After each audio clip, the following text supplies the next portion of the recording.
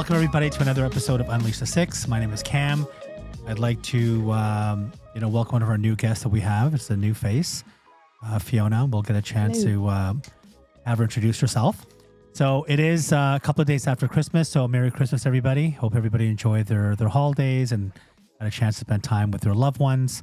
It definitely wasn't a white Christmas. It was a green, foggy, dull, gross, depressing Christmas. Typical thing in Canada.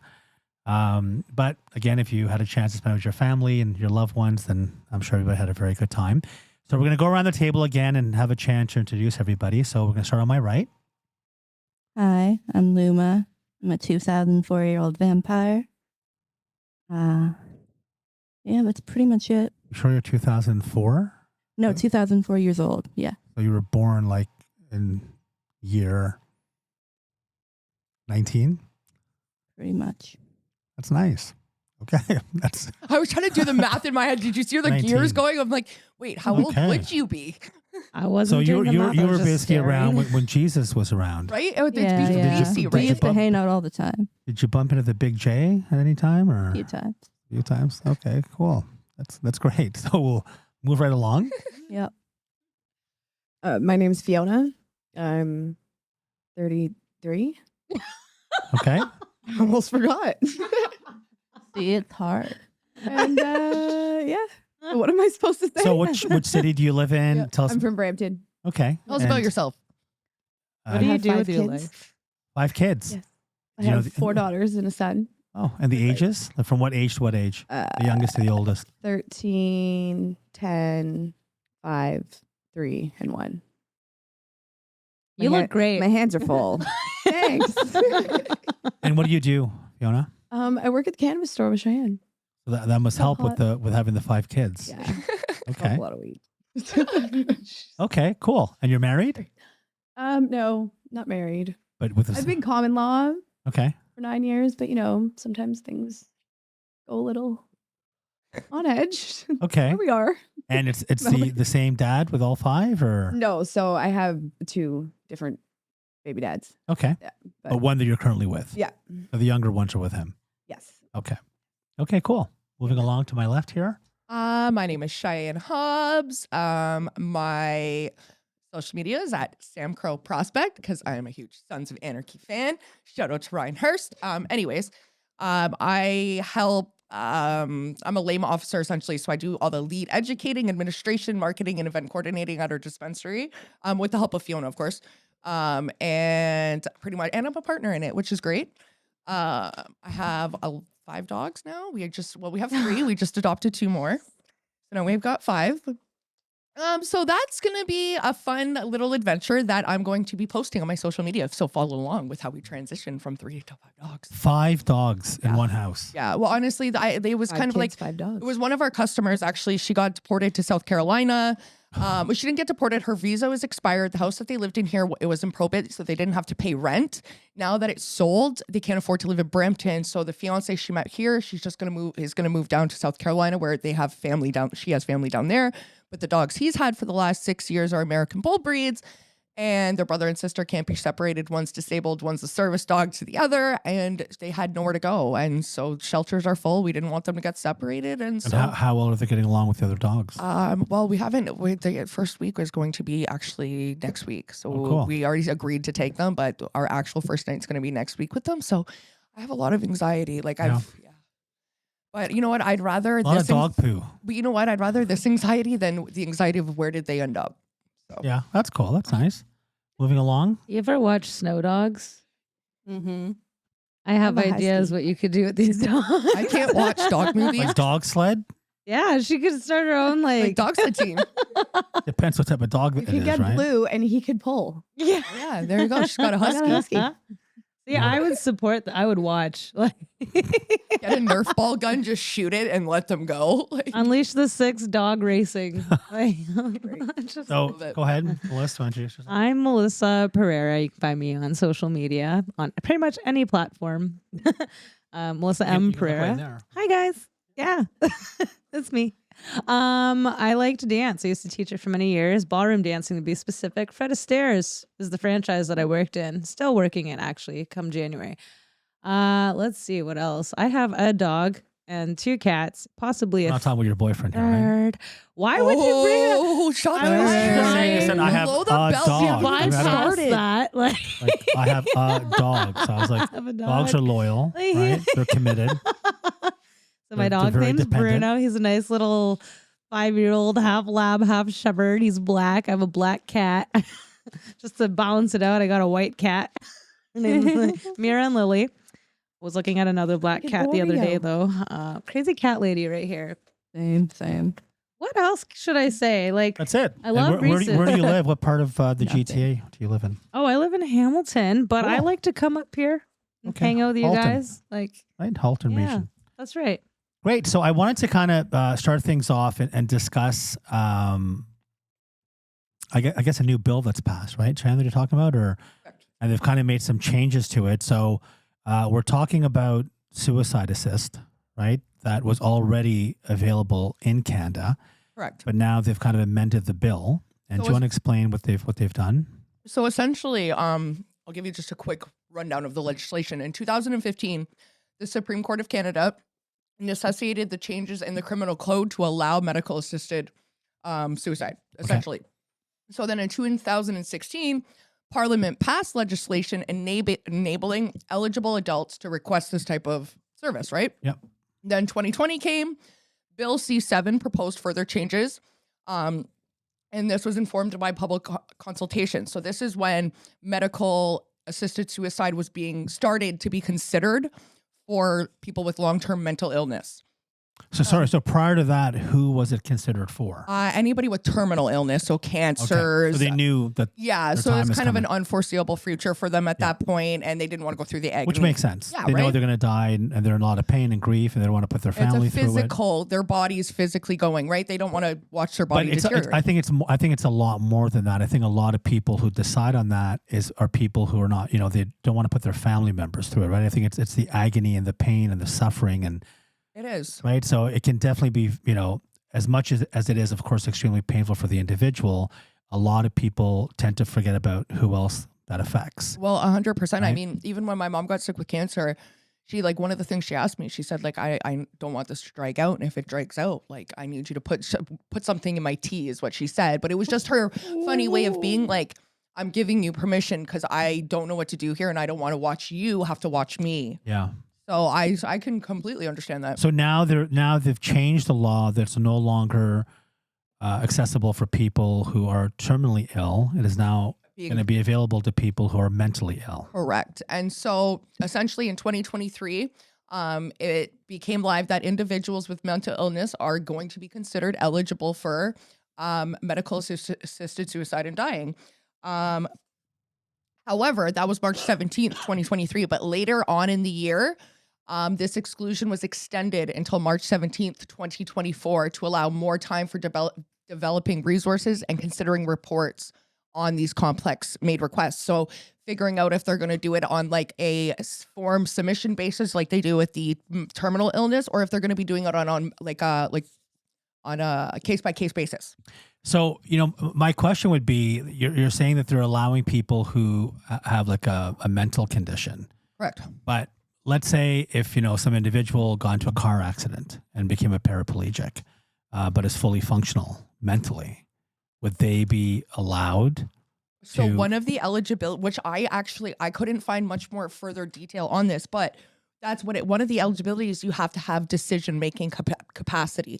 So as long as you're 18 years older and you have decision-making capacity for yourself, you can apply for MAID is what they call it. Yeah. So, I mean, again, my question would be, is that basically just open to anyone and everyone? Like if That's someone where just it would having- have to be that's where it comes an issue, because you can't, just because you have a mental illness, you can't go and kill yourself. You would have to be mentally ill and hurt somebody, or there'd have to be There has to be legs there's that you've gone correct. to So get it's yourself so you do put have on to that be be eligible for public funded healthcare in order to apply. You have to voluntarily request without external pressure. You have to provide informed consent after receiving the necessary information. And it has to be an serious, incurable disease or a disability, excluding mental illness, until March 17th, 2024. Oh, okay. So they don't know about the mental health thing. Yes. Advanced irreversible decline in capability and an enduring intolerable suffering that cannot be alleviated under acceptable conditions. So that's the eligibility to apply for it. But once again, that doesn't mean that the individual is terminally ill.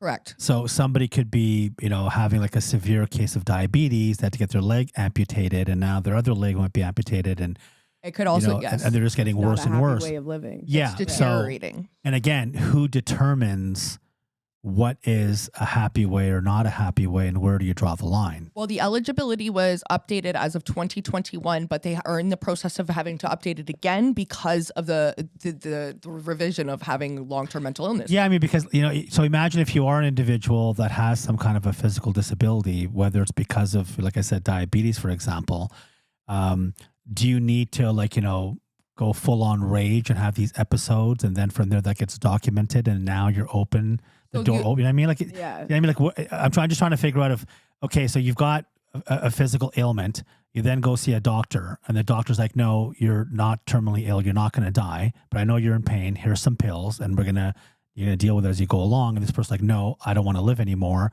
I've lost both my legs because of diabetes, and I don't want to continue. I hate my standard of life, and blah, blah. And the doctor's like, no, we think you're okay. So does that person need to have like some severe episodes of getting, You have being to, abusive and so on and so forth, You right? would So think, it's, yeah. you know what I mean? Like, and now all of a sudden the person's going to do that. to kind of enforce Be it put to on get, the what, list. to get what they want, right? Yeah. They do have procedural safeguards. So, for example, they have like what they call a 2-track approach based on whether natural death is reasonably foreseeable. So, I mean, who decides? Is there like a panel of people? Yeah, the like, is it a government? doctor or is it It's like your a, healthcare practitioner. But what is the scariest part? And I like actually one person, and what- one person who and decides the fate can of actually- your future, it's a- and you you can be can actu- having a mental state, and That's- and then all of a sudden you want to die, and now It's not like instant. You're right. It's not like, oh, I feel like I want to die today and I'm going to go apply. it's- No, you it have has to have a go long through standing process. history. There's got to be a long process. It is a long process. Don't get me twisted. It's not like you can just be like, hey, I want to die. There's okay, I want to die. And if, like you were saying, they said, okay, well, we can try other things. And if you're still adamant after trying all those things, they put you under what's called a 90-day assessment. And it's through rigorous treatment under certain conditions that they do it to make sure that you actually want to do this. So they do have safeguards in place. So like they do have, for those whose natural death is not reasonably foreseeable, additional requirements include expert consultations under specific conditions and a 90-day assessment period. So they do have safeguards in place so people aren't trying to just say, hey, but you have to have like a long-standing history. So if you're committing suicide all the time and you're saying like, I am fully depressed, here's how many times have I been in and out of the hospital? Either I'm going to do it to myself or you're going to do it. As long as you can prove that medical history and there's long withstanding, that's what people want. They want. So I want to hear everyone's thoughts on this. I mean, I've got my own view on it, but I'd rather hear everyone else's thoughts on it. First of all, I do understand the one about someone who's got a critical illness, right? So the doctor said, unfortunately, you got 3 months left, and the person's obviously in a great deal of pain. They're suffering immensely. We'll never know how much they're suffering. And then you've got their family, and their immediate, loved ones who are also suffering now because of this, right? To be able to watch someone deteriorate that much, it is going to have an effect on you. But now we're kind of getting into this gray area where you've got individuals that are not terminally ill. They are suffering, whether it has to do with some kind of a disease that they may have, whether it has to do with the fact that they had a horrific accident or whatever at work or wherever they were. And now their quality of life has drastically dropped, where they need assistance to go to the bathroom. They can't even get dressed on their own. They can't feed themselves. But their mind is fully functional. Like they said, they have to be able to make a decision. So they're not talking about somebody in a vegetation state here. So to be able to get to that person's mind and to be able to judge them and say, well, you shouldn't be allowed to do this. You should just live. And that's what God intended or whatever, or deal with whatever it is that you're going through. That's the other side of it. But I want to kind of hear everyone's opinion on what they think. I'm going to start on this side here with Melissa. So we're not talking about, I do want your opinion on the part about if someone's terminally ill. So let's say if a loved one that you know that they've got 3 months to live because they've got, a severe case of cancer and they're really suffering. Do you agree that it should be up to that individual, if they are of sane mind, to say, you know what, I'm not waiting 6 months. I don't want to get to that point where I can, I'm like in so much pain and my family sees me deteriorate to the point they can't even recognize me. My hair is going to fall out. I'm going through chemo and whatever else. Do you feel that person has the human right to say that I want my life to be terminated earlier? I never really know how to answer this question because I remember last time we actually kind of spoke something about this and I had an answer, but then we talked a little further into it and now I don't know how to answer it. At first, I would say if they're a sane mind and that's what they want, then I would support it because granted, knowing how much pain they could be suffering, like they just can't bear it no more. But if they weren't of a sane mind, I feel like there should be a process of looking through their history and their caregivers or whoever's closest to them to determine that decision. But after we had talked a little more about it, knowing that things can potentially, like there's those miracle moments, be overcome, that's a tough answer to give. So when it comes to people who are terminally ill, you do agree that they should be able to kind of make that decision if they want to pull the plug earlier? If you're looking for a straightforward answer, I mean, I guess I'd say yes, but I don't know if I'm going to be solid with that answer because my mind still thinks like, what if they can overcome magically, miraculously, like people like with cancer, most people unfortunately die and aren't able to, depending on the stage of cancer, right? And then there's the magical moments where, wow, this person actually has a success story. So I'm really bad at answering this kind of stuff.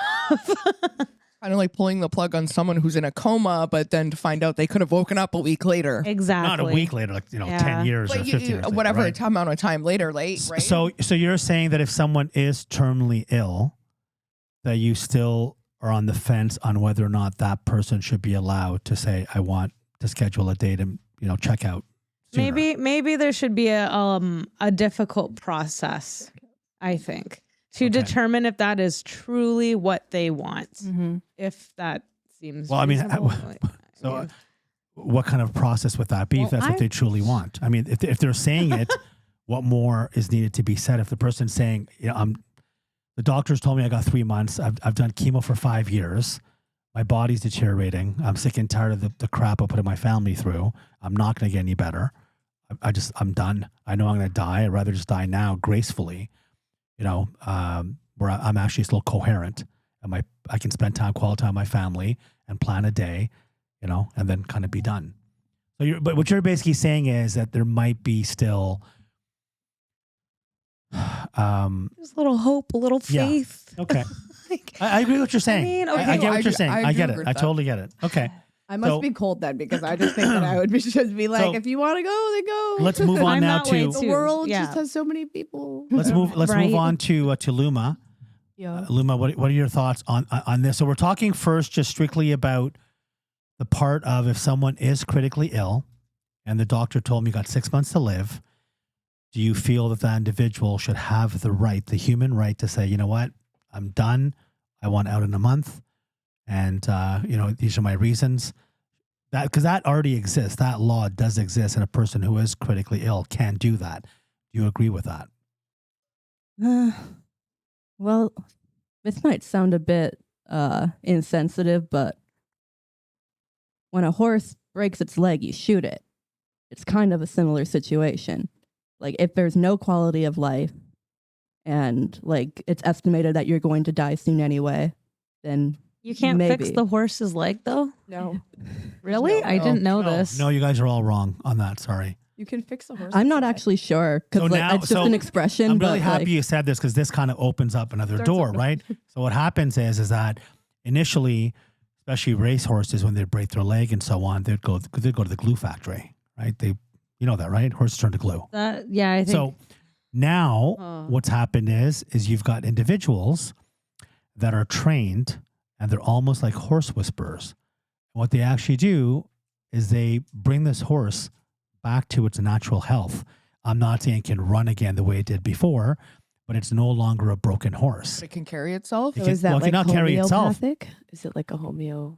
A physio and all that kind of combined. And not only it's not just a matter of, see, horses can carry themselves. It's not that. It has to do with carrying other people and doing other tasks that a horse might do. So if it's a broken leg, they can heal the leg, right? But now they've realized that there are farms that strictly specialize in this, where they can rehabilitate a horse and it can become a functioning horse. So they don't have to, like you said, shoot in the head. That's what they used to do before. Yeah. Like, even like what, any of you girls ever seen the movie Old Yeller? Yeah. No, I can't watch it. It's so I know the story. I've just never sat down and watched it. So the dog had rabies. Yeah, and then they got to shoot the dog because there's no cure for that.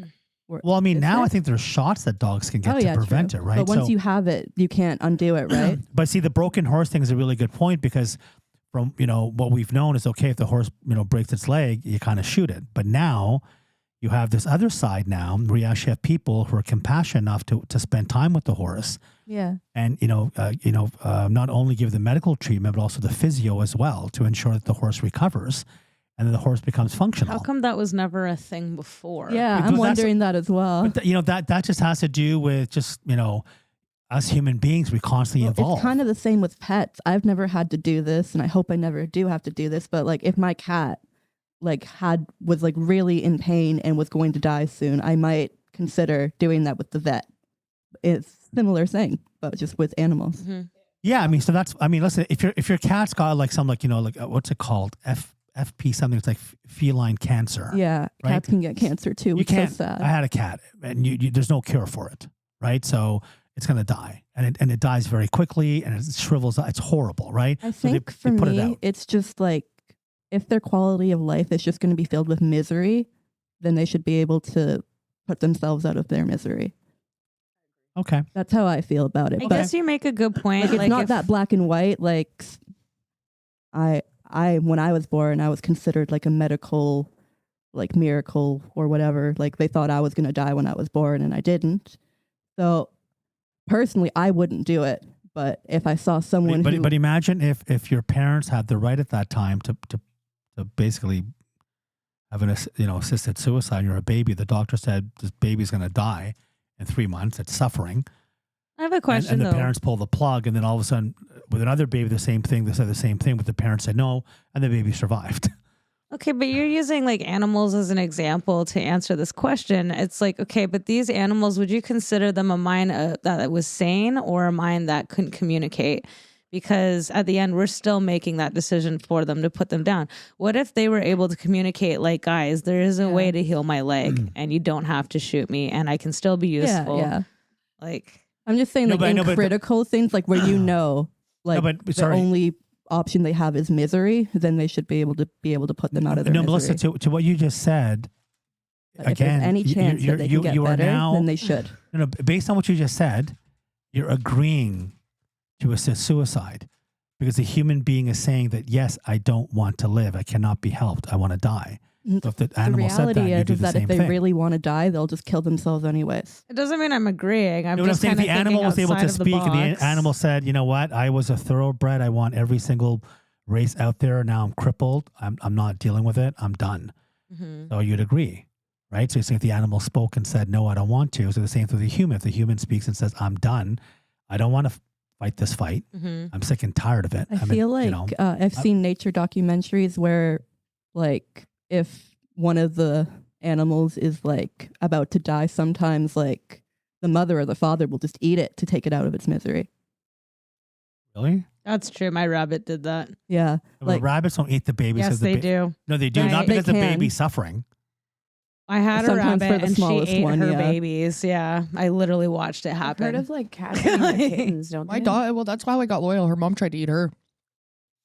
I know like hamsters and shit do that, but I watched it. So happen. Fiona, moving on to you, what are your thoughts on just the part of suicide assistance when it comes to individuals that are terminally ill? So they've been told that you've got 6 months. I think they should be allowed to. I just agree because I feel like people who live with some type of terminal illness, I've seen people who live like that. I've seen people who have had like big, huge. Remember Kirk you had like the big, huge, Bed sores and yeah, like stuff like that where like you're like 400 pounds and you're getting worse and you're miserable and you can't move and you can't do anything on your own anymore. Like people like that, I feel like you just, shrivel. if they want to go, they should be able to go. So what are your thoughts on, individuals that are under the age of 18 who have the same situation? Why is it any different when it comes It's to tricky just because it's a kid. No, it makes 16 years old? Yeah, Okay. it makes it unfortunate, but like I also have had a friend with a little sister who had cancer and she fought it. She got it back, she fought it, and it got to the point where she literally came up to us one time sitting in the family room and said, she's like, if I get it again, I don't want to live. And she told her parents, she was 14 years old at this time, 14. Mhm. She already made up her mind at 14 years old that cancer had taken over. And if she got it again, she didn't want to live. And they made that choice and she never went through chemo again. And she ended up dying the next time because it came back. But she made that choice and she didn't want to go through it again because it was just too much for her. So I feel like some kids, if they're living like that, and I was watching what she was going through, I feel like it should be allowed. So you think for like what would be the cutoff age for that when it comes to? I don't know. That's where it gets tricky because like I would see her and she wasn't allowed to eat. Like she had like a bag that they had to like feed her through a tube and stuff. Like that's not a way to live. That's Cheyenne? 14. I don't know. I think it also First of all, how many Sorry. What are you eating? That makes me Everything. excited. I've had 3. God. She's had 10.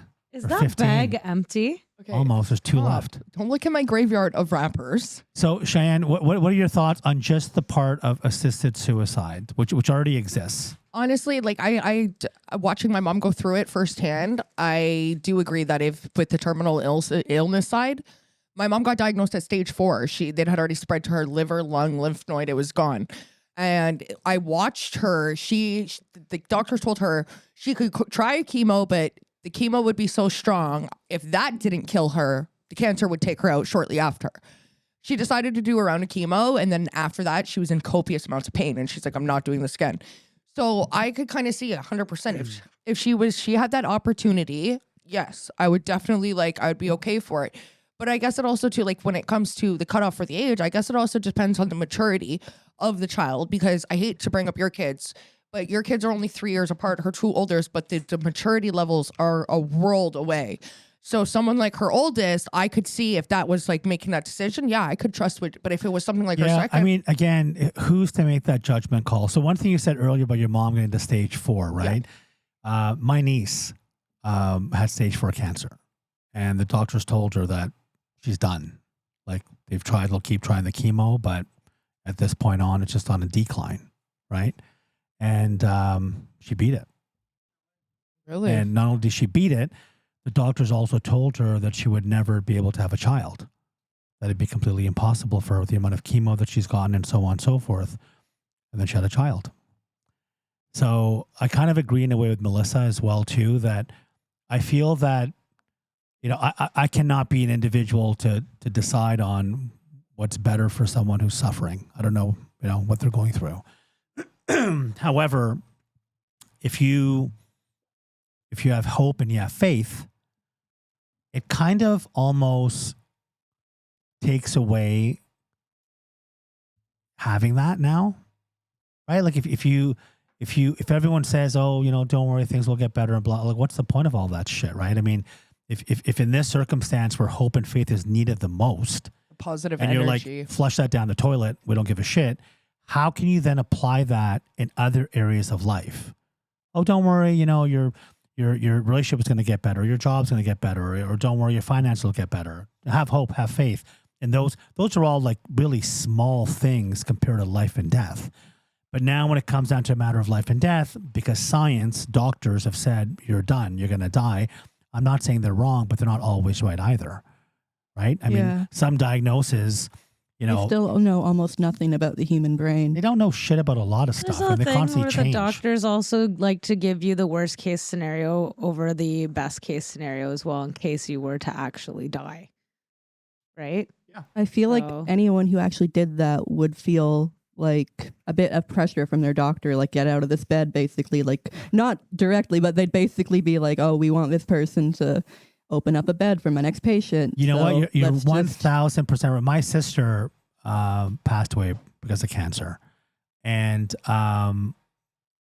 when I got to the hospital and she was basically, a few hours away from dying, the doctor was just like, oh, well, just it is what it is. And we're going to be giving her medication. Her children agreed to it.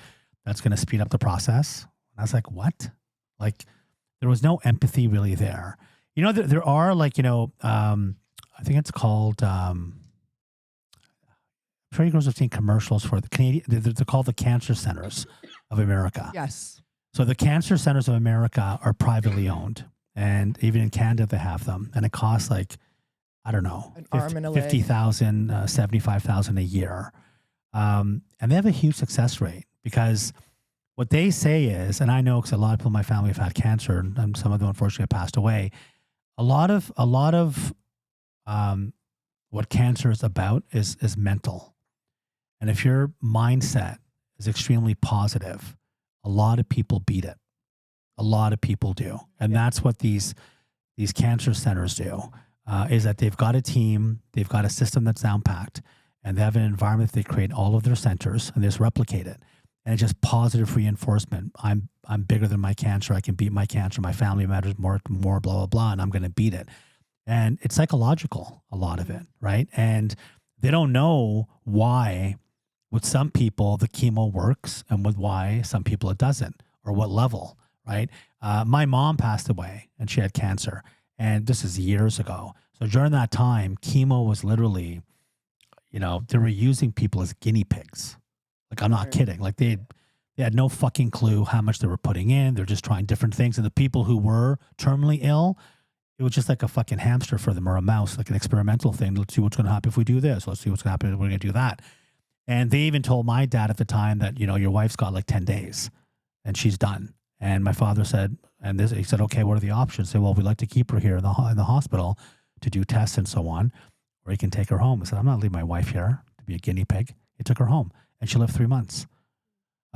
So based on today's technology, she may have lived even longer. You got people today, we're back in the 80s and the 90s when AIDS really came out. It first started coming out in the late 60s and 70s, but it became an epidemic in the 80s and the 90s. And people were dying from it. Like, everybody was fucking dying. Nobody lived when they had AIDS. Today, you've got people that it's in, what's it called? They actually remission, whatever, where they have it, but they actually they just came out, I'd say in the last 2 months. There was a study done, and they actually did a drug trial test, and they've put up to 15 people in complete. There's no signs of HIV or AIDS in their body. Yeah. So That's again, amazing. if you look at things 20 years ago or 30 years ago, people who had AIDS were going to die. Now imagine a kid who's like 19 or 20 and he's got AIDS, and this was allowed, where he was allowed to go ahead and do this and get assisted suicide. And then like 5 years, 25 years later, 15 years later, he'd be alive right now. So how often do you hear someone dying of AIDS nowadays? Do you ever hear it? Do you ever hear about any One celebrity? was literally a celebrity. Who? Was that? It was a few years ago. I don't can't even remember. know. It was like 3-4 years ago. It was I don't know. Magic Johnson He has had it. it for, but He's- you know what? Actually, he's out of remission. He's out of remission. Yeah. I mean, he's got the money. Oh well, yeah, and he. I mean, that helps, right? So Yeah. I think that what Luma said is that and I'm not trying to criticize our medical system or whatever, but I do feel that the burden that they have to deal with, they need to clear up and make some beds. Our government doesn't give a shit about funding the medical system the way they should. All of the hospitals are underfunded. Like, why do we live in a society where hospitals have to do fundraising and get private citizens to donate money? Like, why is that? Why does the Canadian Cancer Society and this organization, that organization, the Sick Kids Hospital, why do they need to do fundraising to be able to pay the bills or to advance in any way? It's ridiculous. What's the point of the government?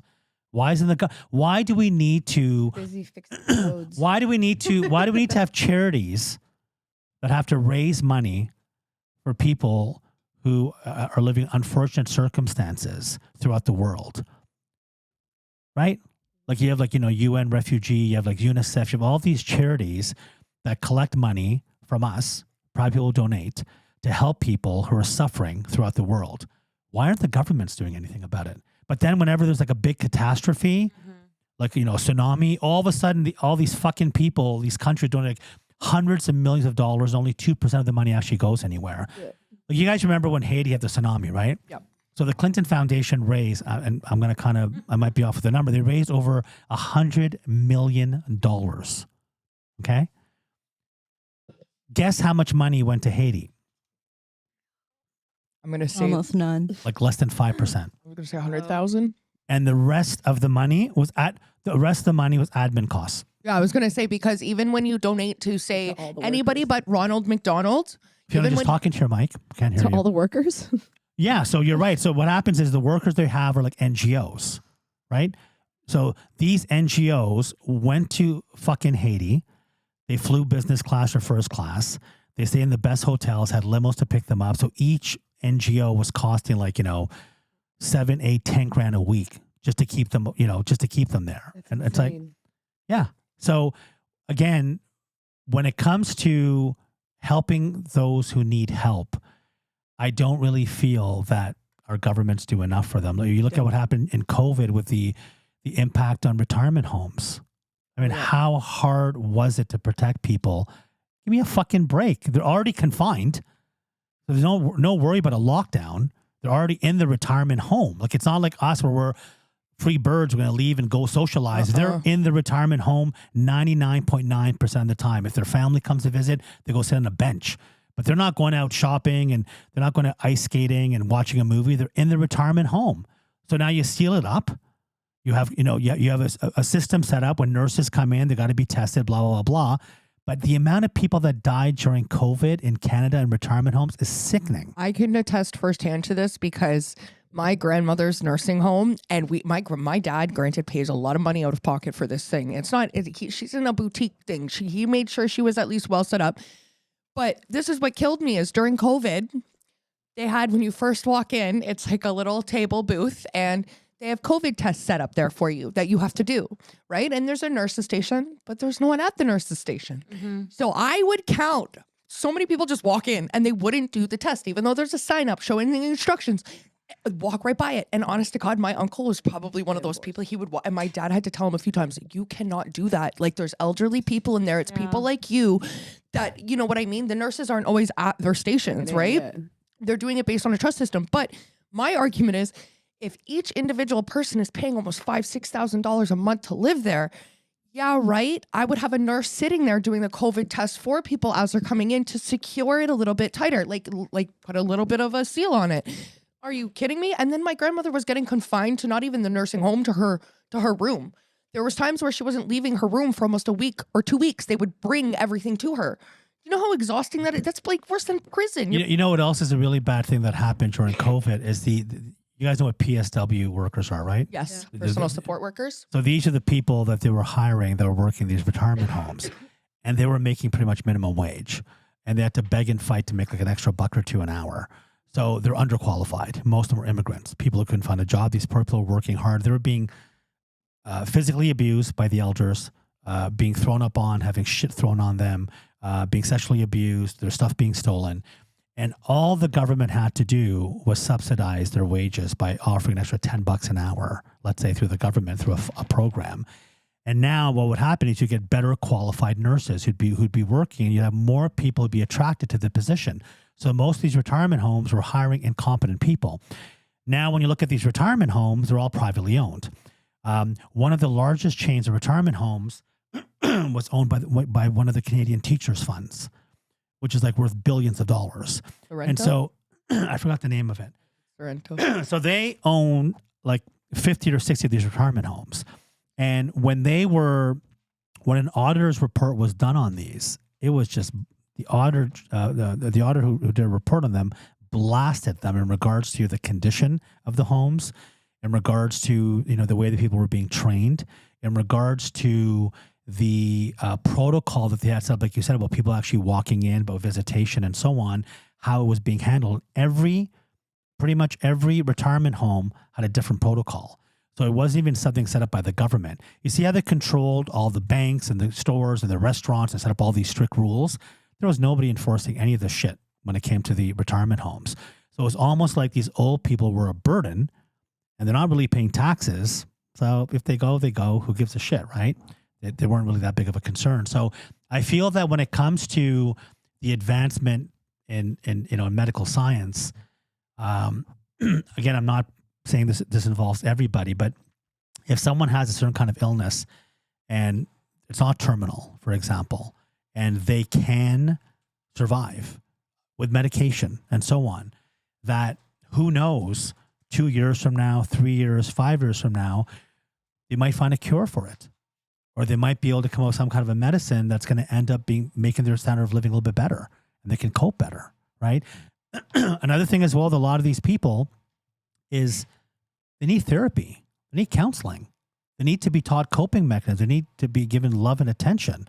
Like if someone is a paraplegic and lying in bed, like you mentioned, a friend of yours who had like bed sores, they need someone to go through and talk to them a couple of hours a day to boost them up, their morale, and spend some time with them.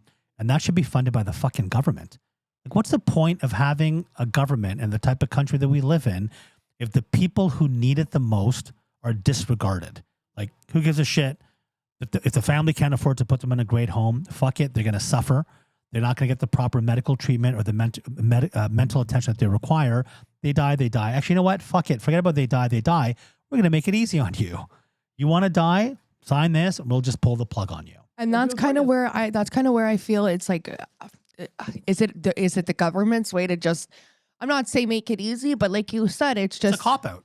Yeah, like I didn't want to use those words per se, but is it just another avenue to kind of alleviate what other systems already clogged? I think that if you were able population control. Yeah, I think if we were able to tap into data to figure out what the Canadian government, the cost involved in keeping people alive that are terminally ill, what the burden is on the government, that's going to answer your question. Now, the other side of it, which you're saying they're going to figure it out next year in a few months, is about individuals that are not terminally ill, that have some kind of a mental condition, mental illness, and possibly even like a physical ailment that's not, again, terminal, right? Yes. That they should be allowed as well. So I think that the first part of people who are terminally ill, I get it. There really isn't a lot of gray area there. But now if we move along to this new set of the changing basically of the rules, where now they're opening up the net a lot wider and allowing people who are not terminally ill to also have the opportunity, I feel there's way more gray area now. So what are your guys' thoughts on that? So if someone who is suffering from a mental illness or some kind of a mental disorder, or someone who's got some kind of a physical ailment, they got into, like I said, a car accident, they became paralyzed, waist down or whatever, what are your guys' thoughts on that? Should that individual have the same rights as someone who's terminally ill for assisted suicide? So I don't agree. So where do you feel that differs? I think it differs just because I have myself been in a state of suicidal, like thinking suicidal ideation, stuff like that. But just because it happens doesn't mean that it sticks with you. So it's like you can get yourself out of that. And that's what makes me upset, because there's so many people who I have lost to suicide where if they would have just talked to somebody, or, like just because your mental health isn't there then doesn't mean that you can't get it back. Like that's what I think is. Diane, what's your thought on that? Okay, like I agree with everything, but I look at somebody like my father, who he is long-term mentally ill in the sense that he had it started with a nervous breakdown. Then he developed a strong form of PSD that now has turned into agoraphobia. He has no intention on getting better. The doctor continually he does up to 160 to 180 perks a month. He drinks about 16 to 18 beers a day. He takes so many sleeping pills. He's been reported twice to his doctor. Doctor continually still prescribes him stuff and just says, well, he has the option to go to rehab. Rehab's $30,000 for private care.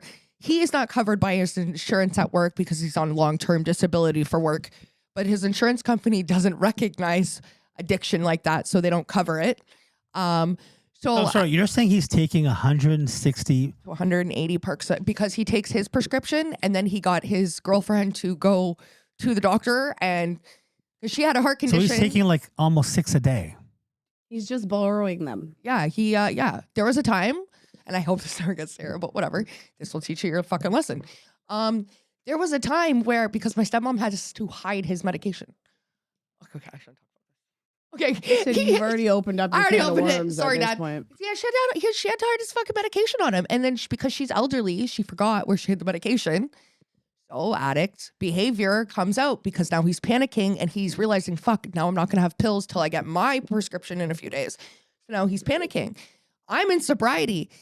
You know you're long-term mentally and you're an addict when you have to call your daughter and say, hey, can you go get a street drug dealer to get me drugs, right? Jeopardize my sobriety, everything around me, my marriage, because he doesn't want to get himself better. And he said that. He's literally sat there and said to me, he goes, honestly, I'm just waiting to die. But that's the thing. You had the option to not, but the reason you helped your father is so that Helen doesn't suffer because you don't want Helen to suffer because of your dad. At the same time, if someone were to come to me and say, hey, you know, you can have it this way or that way, I wouldn't want to see my dad want to have the urge to wake up at 5 o'clock every morning, pop 4 perks and drink 5 beers.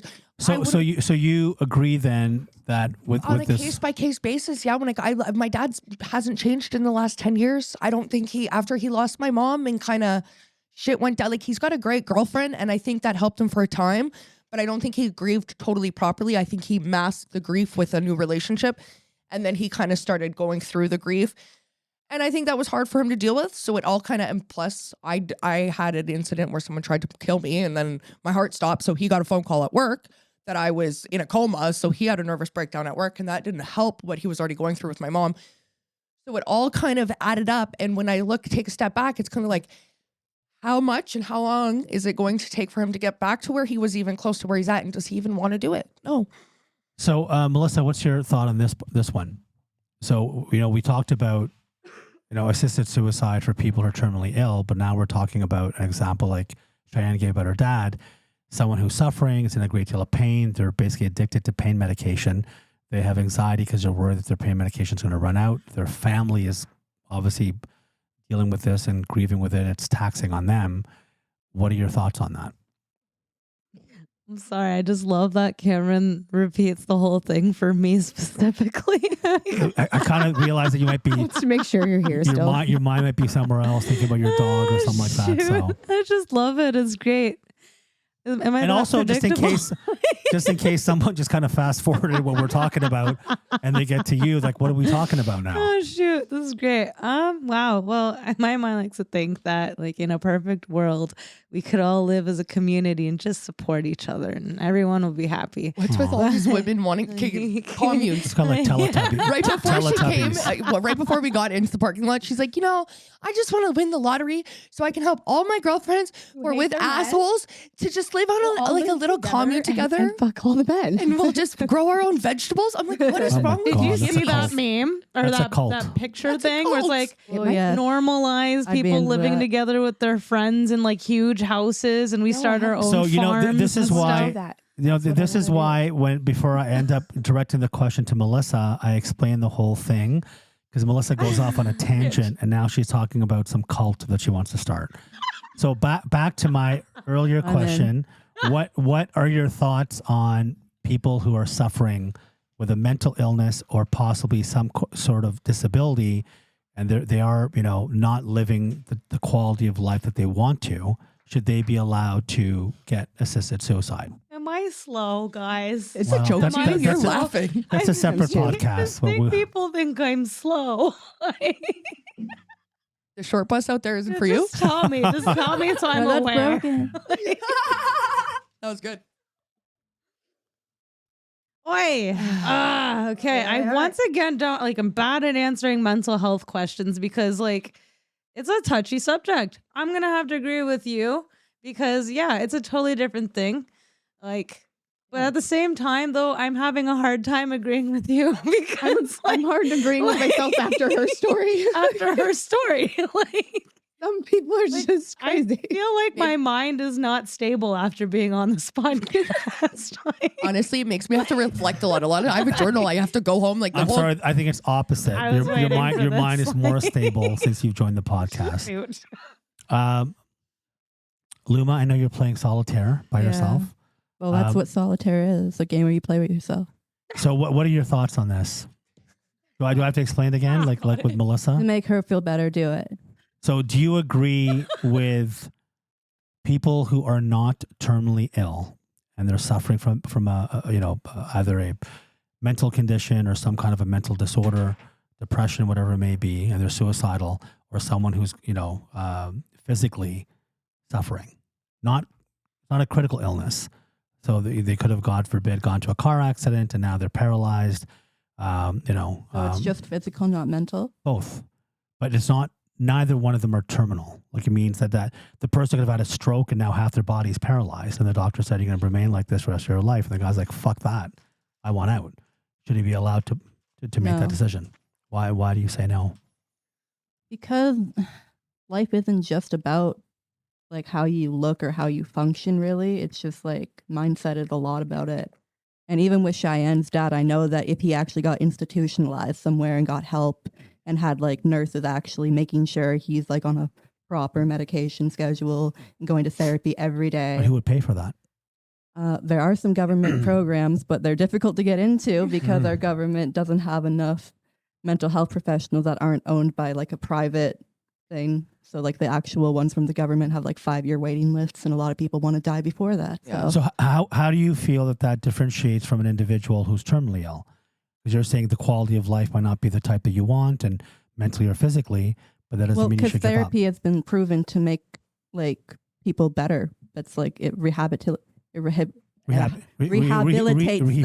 Yeah. But don't you feel that someone who is critically ill, let's say with cancer, Yeah. and they were to get the right sort of counseling and therapy, that they might be able to prolong their life? Or do you feel if a doctor has like a due date and says, "No, I'm sorry, you're going to expire on this day," that always happens? See, with cancer, that's a different thing. Hard to say because of what you said, like how like your mindset. Like I truly believe that like in like the placebo effect, where like if you believe something enough, it can actually change your body. Yep. Like I don't know if they actually ever did this in the 80s, but in the show Fargo, in one of the seasons, the wife has cancer. And this is in the 80s, so they're still doing the guinea pig thing. Mm-hmm. And they're like, okay, so we have one drug that might actually help you, and we have another drug that's a sugar pill. And you have to go into this group, but we're not going to tell you which group you are. Yeah. So like you're going to be taking pills every day, and like you won't know if it's actually helping or not. Mm-hmm. Well, I mean, there's also the thing of people who are like hypochondriacs, right? Yeah, that too. So people who constantly think that they're going to get sick, or you get sick. If they have like I'm sorry, you do. Like if you're gonna have a fucking every day you wake up with a negative outlook on life, whether you believe in God or you believe in some universal power or whatever, I truly believe that if you wake up down and negative and fucking mopey, and that the world's coming to an end, my life is not going to get better, everything sucks. Guess what? Everything is going to suck. It's mindset. So I'm not saying it's the same thing that applies to someone who's critically ill, but someone who is depressed, or someone who, like your dad, for example, they're not critically ill. It's not like the doctor said you're going to die next week, right? But I feel that it's really sad that those people are the ones that are forgotten. And forgotten not by their family members, but by our government, by the organizations that we have. At the same time, I view it as, okay, I correct, like it is a government thing, and I think that's where the cloggage is, like Lenny said, it's a 5-year waiting list, but she does have a point. If he was in... That's a big if. But it's not like my dad, I'm not gonna like, it's not like my dad's loaded rich, but it's not like my dad can't not afford it. My dad owns his own home if he really cared. I understand, right? But so I'm gonna bring up another example. Are you guys familiar with these like these sites that they have? They had one in Toronto. They have a bunch of them in Vancouver, where there are drug sites that the government sets up, where people who are addicted to heroin can come there and get safe shooting zones. Yeah, they can. Those are a good thing, I think. I think that's fucked. I used to actually work for the needle exchange program for John Howard. I remember you I'm telling sorry. me that. I don't agree. You know what I don't agree with? Dirty needles in a park. So if somebody's going to bring me their dirty needles so I can give them clean ones, I'll do that. I don't have experience with it, but like from what I see, they're like, you get to like sit down and talk to somebody about your addiction. But you also get heroin. Yeah, but at the same time, they give you the resources to get better. Whether you use them is up to you. Not. I mean, listen. If I'm a heroin head, that's like an alcoholic that goes to AA and it's like, here, give me my medal, and then they leave and they go drink. That's it. That's true. Right? I mean, listen. If I know I can go to this fucking site and get shot up but I got to just talk for a little while about my problems. And I promise I'm going to work on it. I'll be back next week. I get my shot A again. lot of people do that. They Of actually course. did this. What they did in Italy, and you can Google it and look it up. I think it was maybe earlier than 2017. But anyways, what they did is they legalized it, not recreationally, medically, so that anybody that was addicted to heroin could come there. They would give them a certain quantity for free. But they wanted to experiment, and it was a social experiment to see if the crime rates would drop. And they wanted to see like other things. Not only did the crime rate drop, but the productivity for work increased because What are you people talking didn't. about? In Italy, that's what they did. They decriminalized medically heroin so that you could go to a safe site. They'd give you 2 grams for free, but the productivity of employment went up because people weren't worrying about where their next fix was coming from. They knew, okay, I'm going to go to work, go to my doctor's appointment. Okay, that's great. But let's look at the other side of it. How many heroin heads did they create? But actually, People became even more addicted. No, How no, many no. homes must have been Google broken? it. because of that? Google it. It actually decreased. It's a small. I understand. Listen, this is the platform that these organizations run on. Some of these studies or isolated situations, right? But like, are you guys aware of the condition in Vancouver with drug use? Yeah. How Well, and then out of control in it BC, is. they legalized cocaine, and then the guy that got it legalized, he overdosed on cocaine. Wonderful. So there you go. You have a point. So I mean, Wow. to help someone who has an addiction of any sort, I don't think by giving them more of what they're addicted to is necessarily the solution. I understand the part about clean needles. I do get that. Yeah. But, just like what Fiona just said about AA, if imagine if all AA meetings, the organizer said, if you do come, we're going to give you a 40 ouncer of Jack Daniels at the end if you stay for 2 hours and you share your, so many everybody would alcoholics show up, coming. but you got to come for therapy. And at the end, we're going to give you another bottle, but you got to come and we're doing a test. You got to tell us how much you drank last night. Melissa's going to be there. Oh, I love it. How'd you know? So, I mean, people are going to show up, right? Now you have all these people showing up because they're getting free booze. Isn't that what methadone clinics are? It's Like, well, essentially- it's the same. It sense. is. Like That's in why I theory, think isn't that what? I'm not saying that it doesn't not always work. I'm saying that it doesn't always work. But that's the thing with methadone too. Methadone is one of those things where if people abuse it, then it's not doing what it's supposed to do. Methadone is supposed to be helping people, but it doesn't help people because people abuse the methadone. And they do. And the That's fair same thing enough, with you are right. with all these sites that we're talking about. If you're going to get free heroin and you're a heroin head, well, you're going to show up. You're going to be in the line. Yeah. I'm like, here's my dirty And needles. you're gonna abuse it. Yeah. You know what? I'm not Give me gonna some lie. clean As- needles. As like a former addict or whatever, if somebody was like popped up a lemonade stand and was like, "Hey, we're giving out free safe cocaine," like, and We're it's talking- legal. yeah. I would look at my husband and be like, "It's legal. What are you talking about?" And it's I'll free. sign up. And it's free. And yeah. they're like, all you have to do in return is, once a month, you got to come in and talk to us for 20 You're minutes. not wrong. You and are right. answer I would some be the questions. first one in that Well, line. yeah. As a former addict. Don't get me wrong. There are some people who do want to come clean. I'm not saying that. And by giving them clean needles and them being able to take the heroin in a guarded or supervised environment where you've got nurses and all that present to make sure that they're administering this properly, there are some people who are going to use that to better themselves. But how many are going to use it to abuse it? It's almost the same sense as like when one person ruins it for the whole team.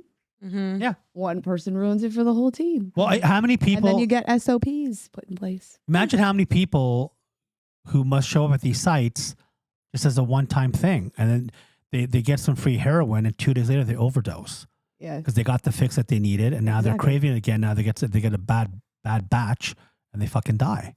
Yep. Right? So I get it, but it's a double-edged sword. We're kind of again.